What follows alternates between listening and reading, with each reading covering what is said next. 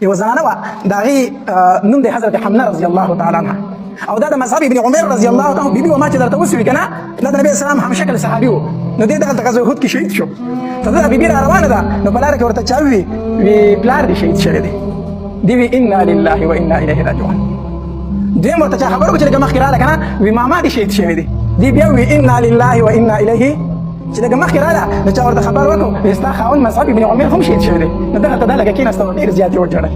ډېر یې وژړل ویل دا غم خو اوس د برداشت نه بار دی ما خو چې پلار مې شهید شو رور مې شهید شو ماما مې شهید شو دا غم مې به راسره خاوند اوچتوي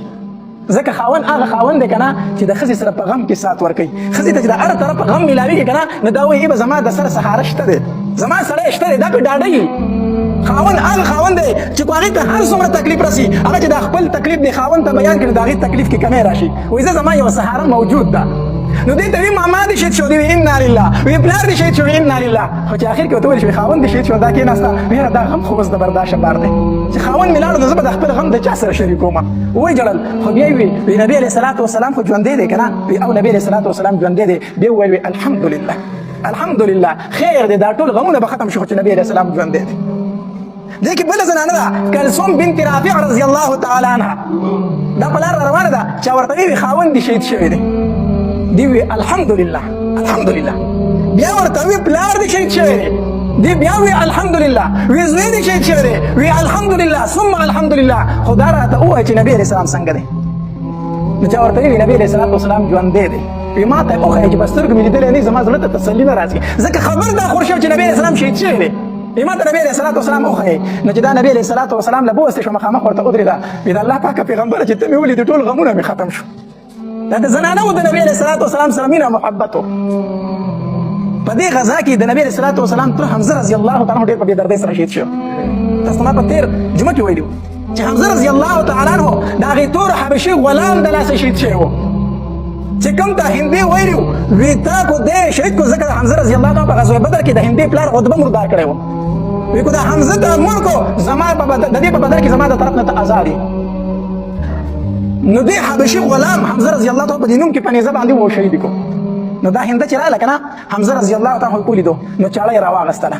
چاړه یې راواغېسته د هغه نه یې د پوزه مبارکه کټ کړه غوږونه یې ترې کټ کړو شونډې یې کټ کړې او دا سینه حمزه رضی الله تعالی عنه وشلوله او دا اینه یې ترې راویستله او داسې یې چکونه یې پرې لګول چکونه د دې په خوله کې هغه وانښته بیا راته کول یې نه شو نو تېره یې کړه تېره یې کړله او بیا یو تار یې ماله راوړی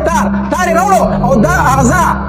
دا یې په تار کې وبیړول او غاړې ته ور واچوله په ډډا شروع شوه ګړېدله نن زما ارمان پوره شو نو حمزه رضی الله تعالی ډېر په بې دردۍ سره شهید شو ډېر په بې دردۍ سره نو د ده خور را روانه صفیه رضی الله تعالی عنها نو چې صفیه رضی الله تعالی را روانه وه که نه نو نبي علیه الصلاة والسلام وی زبیره مور دې منع کړه چې ورور له ګورې رانه شي مور دې منع کړه ورور له رانه شي ځکه که ورور یې ولیده نو ورور یې د لیدلو نه دی صفیه منع کړه چې رانه شي نو زبیر رضی الله تعالی لاړو مور ته یې مور یې مخکې به نه ځي